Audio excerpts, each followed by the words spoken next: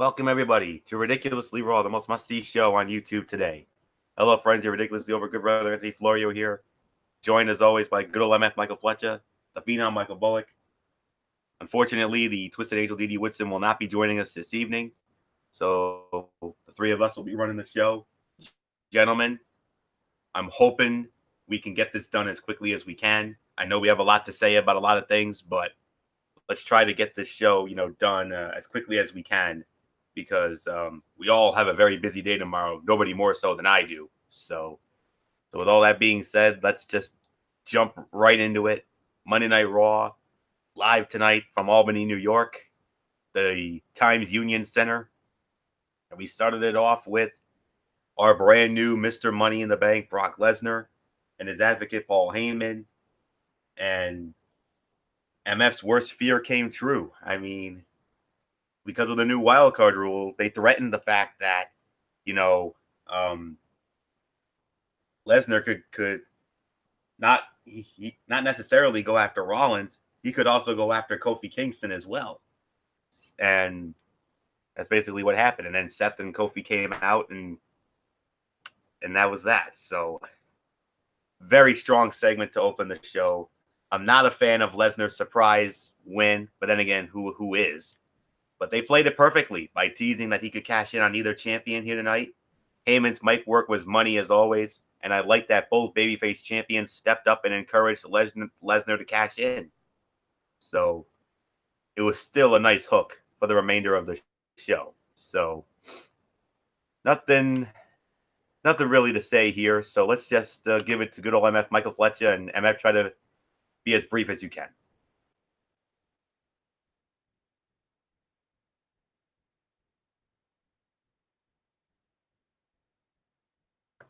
MF, are you there?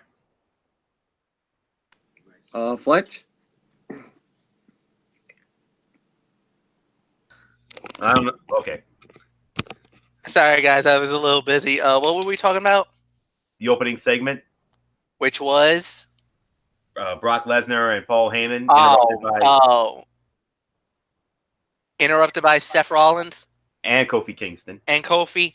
Look, that's the beauty of the Money in the Bank. When you're the Money in the Bank holder, obviously a lot of people were a little annoyed about what happened last night. Obviously, good segment by everybody involved. I'm not really going to go too much into this. So, yeah, this was solid for what it was worth. Nothing more to say. And, guys, Mike Bullock, I guess I'll give it to you.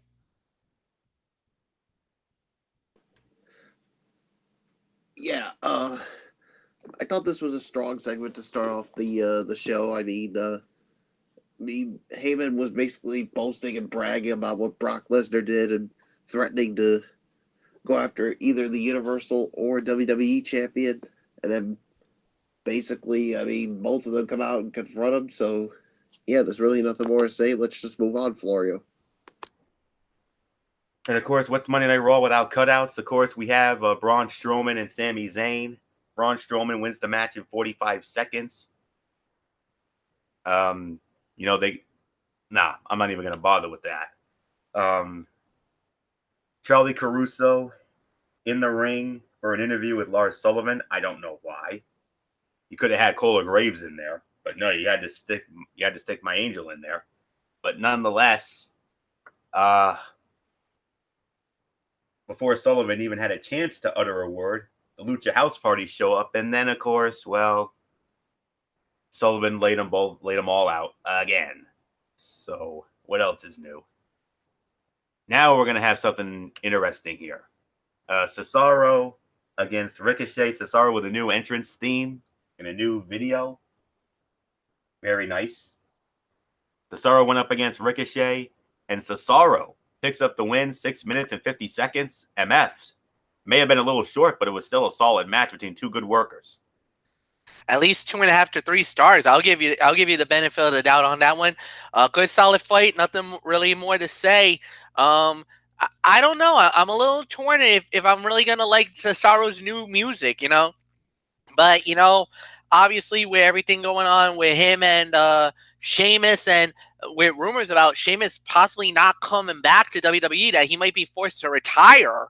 Yeah, I think they want to go in a different direction with the Swiss Superman.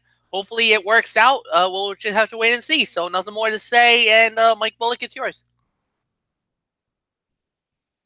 Yeah, two, 2.5 to 3 for me on this match. I mean, yeah, the match was short, but in that amount of time it allotted, I thought it did well, and I thought both superstars did really good during this match. I mean, especially Ricochet with what he did, especially after coming off of getting backdropped onto a ladder last night. So, yeah, so there's really nothing more to say. 2.5 to 3 is my rating. Florio, what's yours?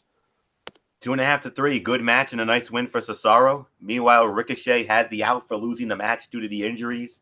He played up going into the match, and the broadcast team did a great job of framing this as a gutsy outing despite the loss. And one point in the match, Cesaro, did you see that backdrop? Did you see how high Ricochet was up in there? He was like 11 or 12 feet in the air. One of the sickest back body drops I've ever seen. So, yeah, 2.5 to 3 stars. I 100% agree. So, let's move on. The big dog, Roman Reigns. Before he could utter a word, he gets interrupted by Shane O'Mac. And Shane O'Mac brings out Drew McIntyre. And it was announced that at WWE Super Showdown, Roman Reigns will go one-on-one with the best in the world, Shane O'Mac. So we can add that to the card. So Michael Bullock, I mean, another good segment here, and we get another solid match for Super Showdown. Roman Reigns against Shane O'Mac. We were expecting it. Yeah, we were definitely expecting it. I did hear rumors about it, and now it's gonna go down. Yeah, I mean, I like the segment here. Nice back and forth with Roman and Shane O'Mac here. I mean, basically, Shane O'Mac basically continuing to bring up how why would Roman do something like Superman punching the old man, but then again, who doesn't want to hit their boss, especially with the way he's one of the people responsible for why WWE's ratings continue to drop. So nice little back and forth. I think the match at Super Showdown should be really good. So nothing more to say. Florio, what's yours? Yeah, another good segment here. The idea is that Shane has hired Drew McIntyre to be his muscle, I guess. Wasn't made very clear. But you have to assume that it will mean Drew McIntyre will be in Shane's corner at Super Showdown in Saudi Arabia. So yeah, solid segment. Roman and Shane. That could be a halfway decent fight. That could be a sleeper fight of the night contender when it comes to Super Showdown. Although nobody really gives a damn about it because it's a Saudi show. But this Saudi show is actually shaping up to be one for the books. Could end up being, a WrestleMania quality style event. So, and speaking of Roman and Shane, we're going to see them tomorrow night because Roman Reigns and Elias are going to have a return match for Money in the Bank, and Shane O'Mac is going to be in Elias's corner. Very interesting, wouldn't you say, MF? Yeah, definitely very interesting to say the very least. This is gonna be I mean the segment was all right. It was pretty good for what it was worth. I don't think it's gonna be much more than that. At the end of the day, it was all right. Nothing really amazing to talk about. So yeah, we're gonna have a very decent situation on our hands at tomorrow night when SmackDown comes to Providence. So nothing more to say. Florio, it's yours. Finally, we get a match between these two teams. This is something we've been wanting to see for a while, and we finally got it here tonight. No back shaving BS, no Uzi hot BS. We finally got the match we've been dying to see. The Usos and the Revival. None of that crazy BS there. And when all was said and done, winners of the match in 10 minutes and 40 seconds, it was the Revival, Scott Dawson, rolling up Jimmy Uso, pulling the tights, and getting the win. So, wow. Wow. I could go on the record and say this was the fight of the night. This was an incredible match. 3.5 to 4 stars. I mean, of course, Michael Cole, being the puppet, talking about, he kept referring back to the back shaving and the Uzi hot nonsense throughout the bout. But who cares about that? What really matters is the match. The match was entertaining, but I just can't get this feeling out of my mind that the first Raw match between these two teams could have been so much bigger with a real build rather than that disgusting, campy comedy 6-year-old child BS. So, and if you're wondering why WWE is in the shape it's in right now, it's because of nonsense like that. And so much more. So nothing more to say on that. Great matchup, but you could have built to it so much better. So nothing more to say. 3.5 stars, teetering on 4, but I think it's more 3.5. Damn good match. I could even call Fight of the Night. MF, think about it. The match could have been so much better if we didn't have to sit through that campy comedy bull funky. All right, I'm going to say this, Florio. You got to cut them some slack on this. But the thing is that they gave us literally a WrestleMania type fight on Monday Night Raw. And let me say this. Do I think that the tactics and the storyline leading up to this was absolutely ridiculous? Absolutely. No doubt about it. I'm not going to argue with you. I'm not going to start that fight there because you make a valid point on everything. But at the end of the day, this is what happens and this is how it goes. The way we got there, worst way to handle it. But at least the outcome and the battle lived up to the story. This was a tremendous fight. I'm sorry, you underscored this, Florio. This is 3 3/4 for me. And yeah, I could easily say this would have been teetering on 4, but this was 3 3/4. So no, I'm not going to argue that. This was definitely a great fight. It was deserving. Nothing more to say. Michael Bullock, it's all yours.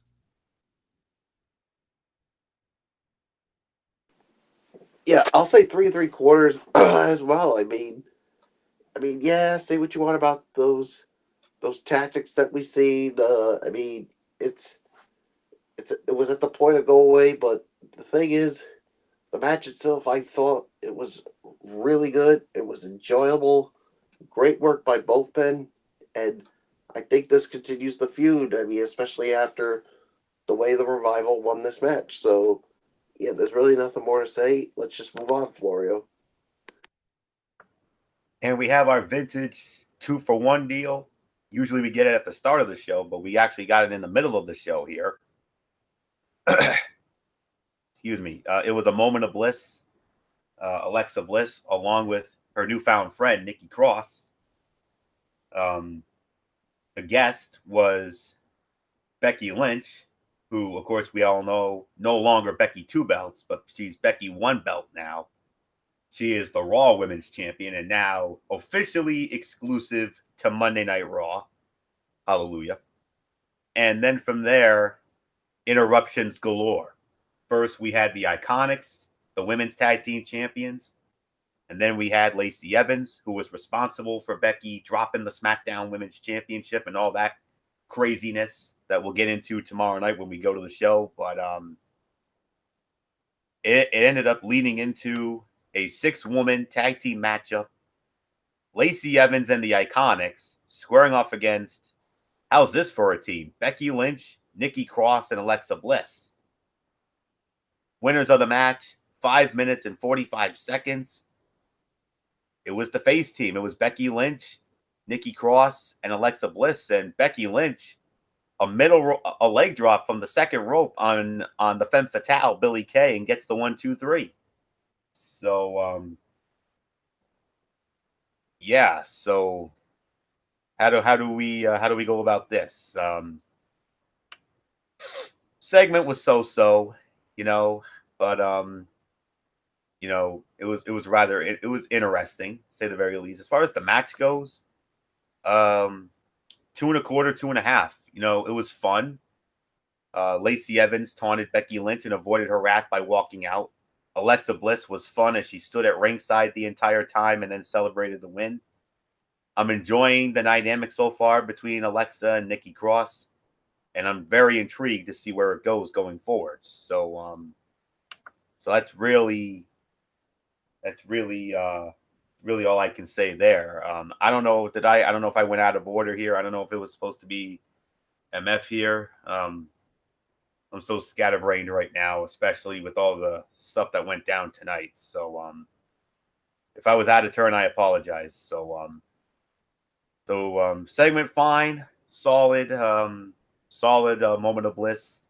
The match 2 1/4, 2.5, fun match while it lasted. So, all right, MF, your thoughts on all this? God, this was pretty good. I definitely got nothing bad to say about it. I thought this was all right. I had nothing really bad to say about it. Alexa Bliss and Nikki Cross looks like a dynamic team if they put them together, and as long as Alexa's healthy enough, I think they're going to be an incredible squad. Then after that, then you have Becky Lynch, yes, officially now on Monday Night Raw, which actually hurts my heart to see that. But she looks right at home in the home of the Red brand. So hopefully that's nothing more to say about that. Then yeah, interesting to see the women's tag team champions, the Iconics, in the house, and of course Lacey Evans. The rivalry's not dead yet, so we'll wait and see what happens there. But no, this was pretty interesting to say the very least. So yeah, and as far as the fight goes, about 2 stars, nothing to write home about. Becky looks strong as the reigning champion, gets the big win for the team tonight. And really nothing more to say. So yeah, Mike Bullock, I give it to you.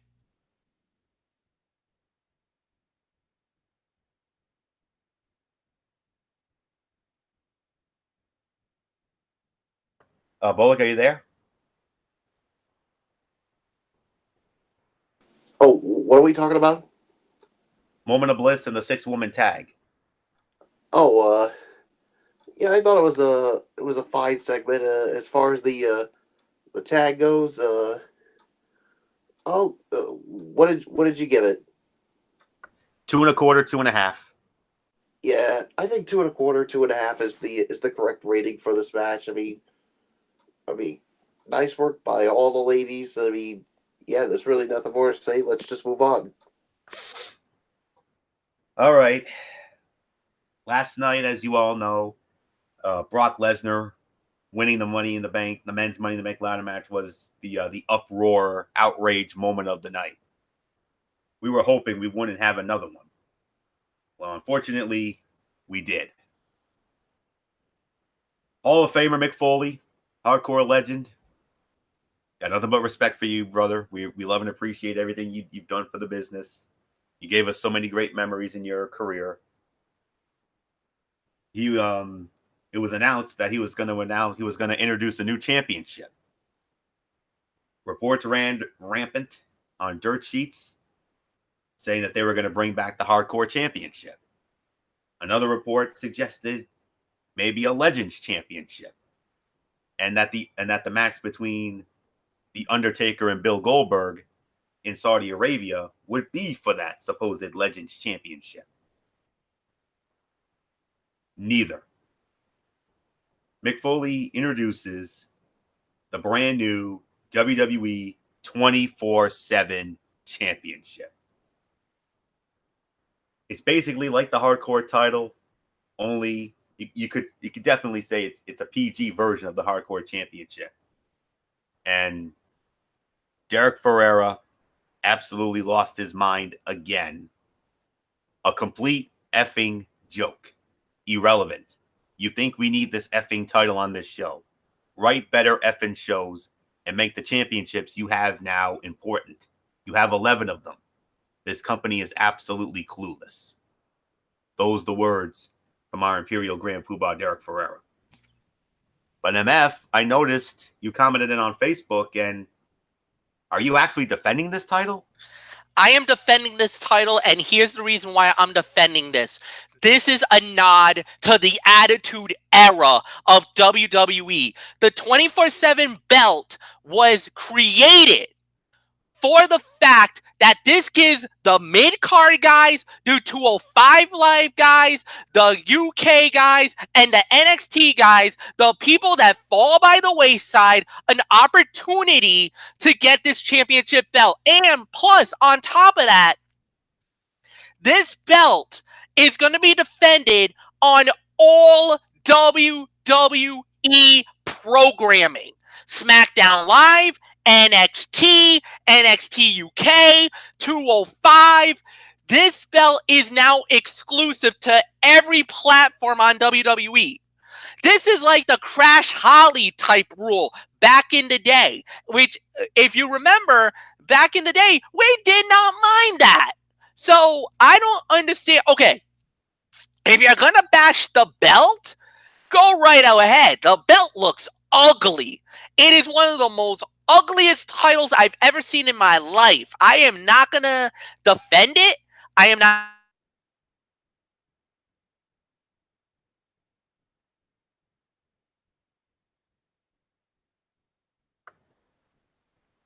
I think we may have lost MF because he was going off there, but I don't hear him now. So who knows? Maybe his connection may have dropped. So Bullock, now that you heard what MF had to say, are you having a change of thought? Or are you still gonna bash it? Well, what do you think, Florio? Hey, this Oh, there he is. Oh, I'm sorry. Go ahead, Fletch. MF?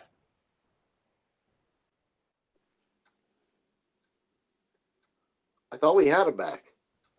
I thought we did too. He keeps cutting in and out. So Well, what do you think, Florio? well, I mean, we had our Raw chat tonight, and we okay, we got MF back. All right, MF, go on. All right. I don't understand why people are jumping down the throats of WWE for a championship belt that, look, I get it. It's not what you wanted. It's not what you thought that this is a stupid idea. Guys, what's the one thing that we've always been slamming WWE for? Not giving the younger talent an opportunity. This belt does it. And now we're going to cry foul over it? Get out of here, you idiotic, moronic fans. You're not fans of professional wrestling. You're marks. That's what you are. You're marks. You're IWC garbage. That's why I think of you. Because you're not loyal to anything. You're just counting the days for Double or Nothing to happen. And that's all you are. You never ever give any opportunity. Just when WWE are like, all right, let's try something different, you guys poo-poo over this, thinking, oh, this is not what we wanted.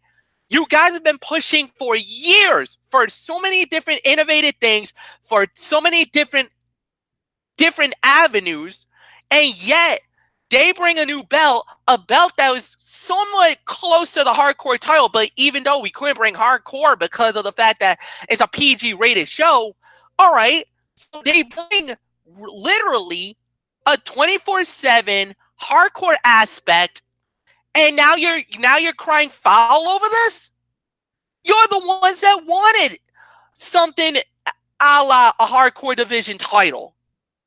So I don't understand the lunacy of these fans who's crapping all over this. Now, again, if you're crapping over the belt, I will gladly give you that because the belt is ugly.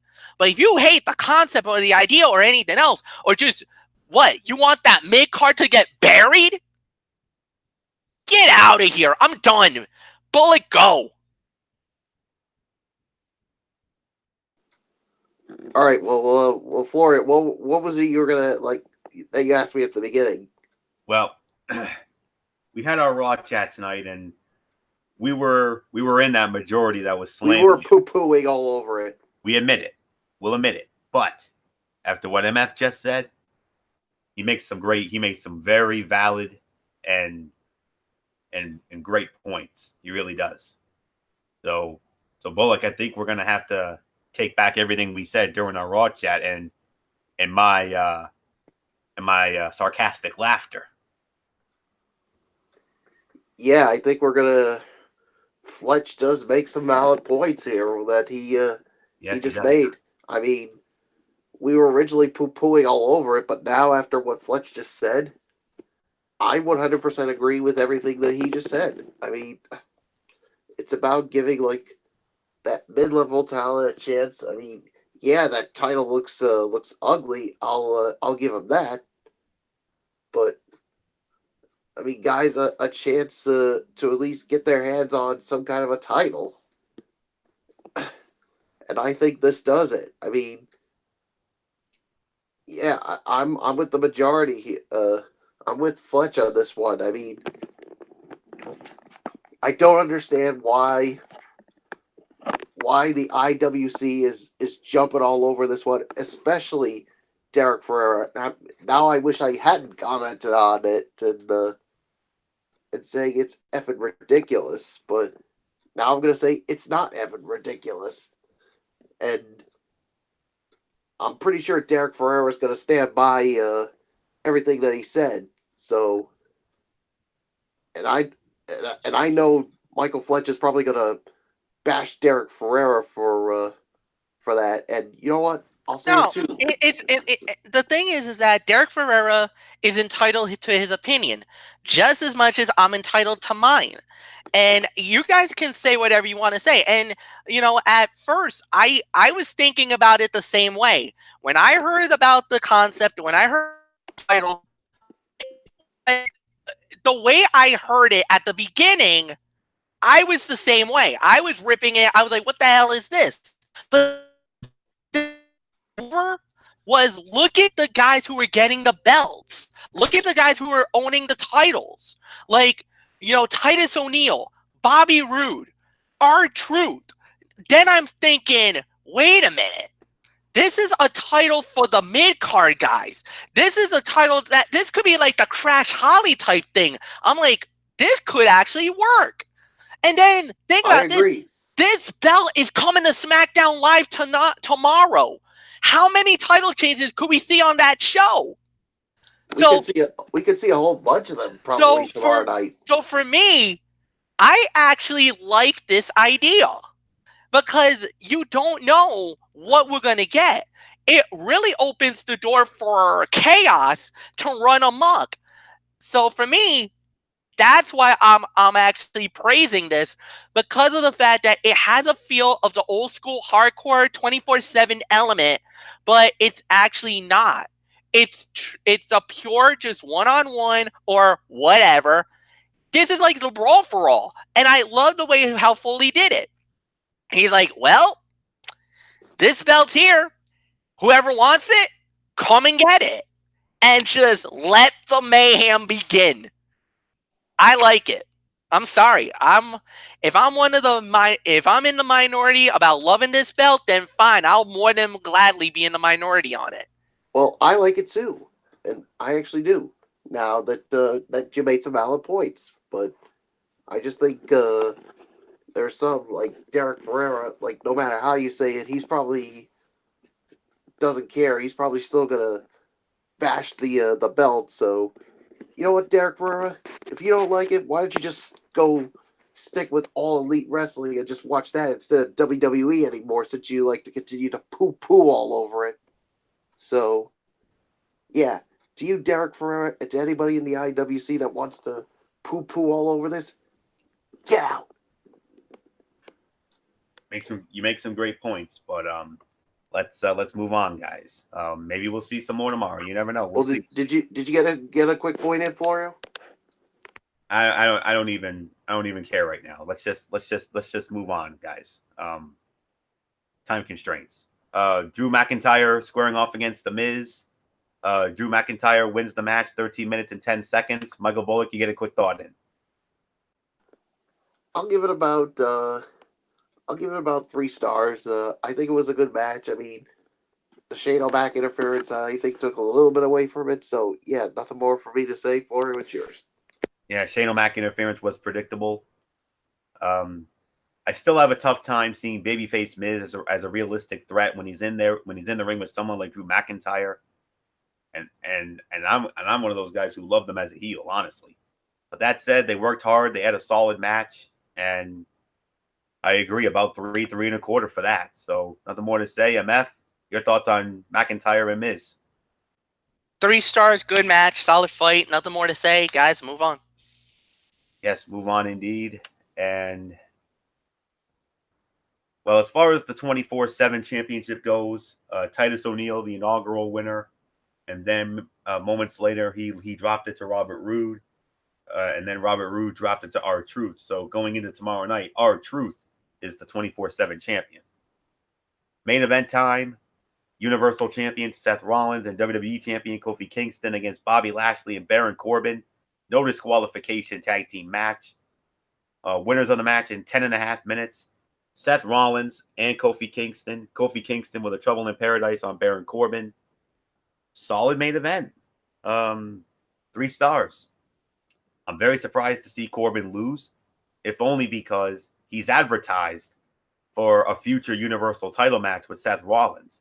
But I think they're more concerned with making Bobby Lashley look strong heading into his Be a Man fight with Braun Strowman at Super Showdown. The Brock Lesnar tease was predictable, but yet it's a decent card that, they can play during his appearances. So that's really all I can say there. Solid 3 stars. So, MF, your thoughts on the main event, which got changed at the last second? Yeah, it got changed at the last second, but you know what? It was a good reason to change it. It was a very good main event, no doubt about it. 3 stars for me. Nothing more to say, and that's Michael Bullock. I give it to you.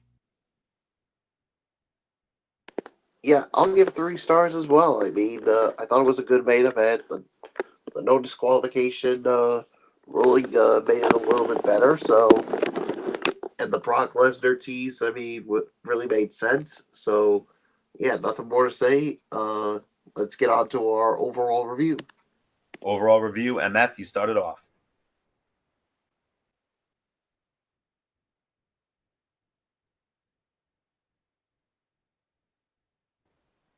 MF, overall review.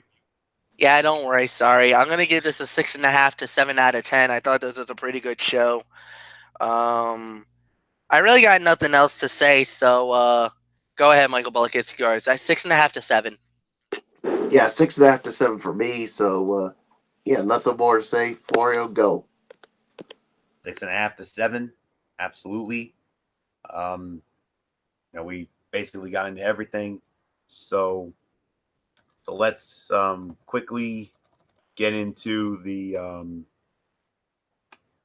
205 Live and Impact Wrestling thoughts, and then we'll wrap it up here. Yeah, so okay. It was in the UK, obviously. Humberto Carrillo against Jack Gallagher, Mark Andrews, and James Drake. Humberto Carrillo wins in 10 minutes, 5 seconds, 3-star match. Good and fun opener, good pace, and allowing everybody some time to shine. Tony Nese, the Cruiserweight champion, against Ligero. And Tony Nese wins in 14 minutes and 20 seconds, 3.25 stars. Good and competitive main event, but it never really came close to hitting that next level to make it even better. 7 to 7.25. Good show. Nice change of pace with the UK guys in for the week. So we'll see what happens with the next show. Tomorrow night we'll find out firsthand.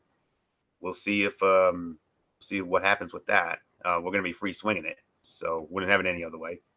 So let's quickly get into Impact Wrestling, which featured one of the best main events in a recent while, even with a bad finish. We had a Knockouts Battle Royal, and Glenn Gilberti, the Disco Inferno, basically pulls a Santina Morella from WrestleMania 25 and wins that thing. For the life of me, I don't know. 13 minutes, 55 seconds, 2.5 stars. Absolutely hated that. Didn't like the character. I didn't like him winning. I think it's setting something up with him and Tessa Blanchard. It's a complete waste of Tessa's time coming off of that epic win over Gail Kim at the Rebellion pay-per-view. It's not at heel heat. It's go away and never come back heat. Solid match, though. Demon Caller match. Rosemary against Su Yung. Rosemary wins in 8 minutes, 5 seconds. 2.5 stars. Solid, and they made fine use of the stipulation, but it never really got out of first gear. Never felt particularly violent. Madman Fulton squashed Randy Shawn in 2 minutes, 20 seconds. Squashy goodness there. Eddie Edwards and Killer Kross. Killer Kross wins in 7 minutes, 5 seconds. 3-star bout. Good and hard-hitting match with Edwards' obsession with his kendo stick, Kenny, costing him in the end. The main event, what a match this was. X Division champion Rich Swann against the number one contender for the World Heavyweight Championship, Big Mike, Michael Elgin. Rich Swann wins the match 20 minutes and 20 seconds via a disqualification. 4-star match, fight of the night, great main event.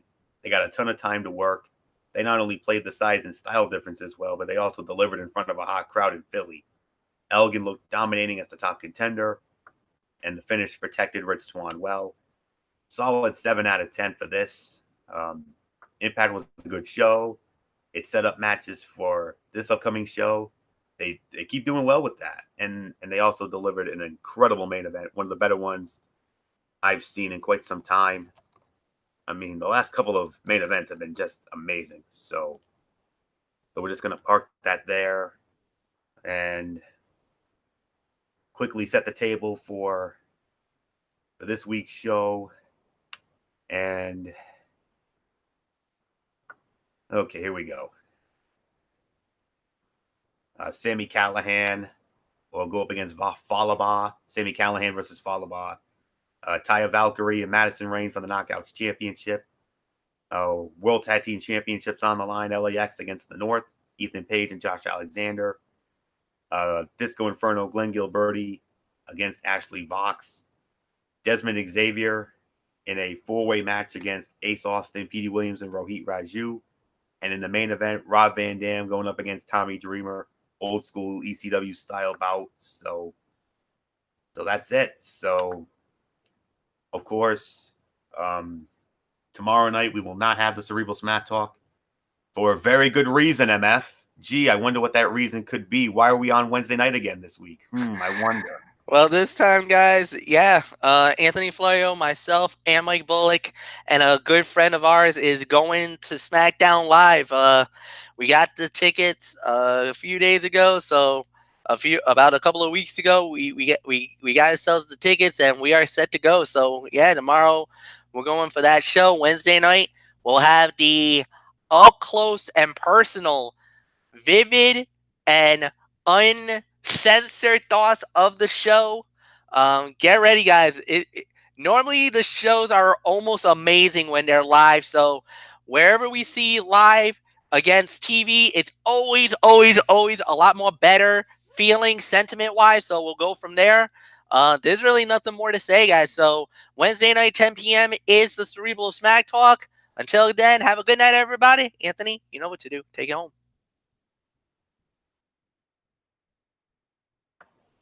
I have not.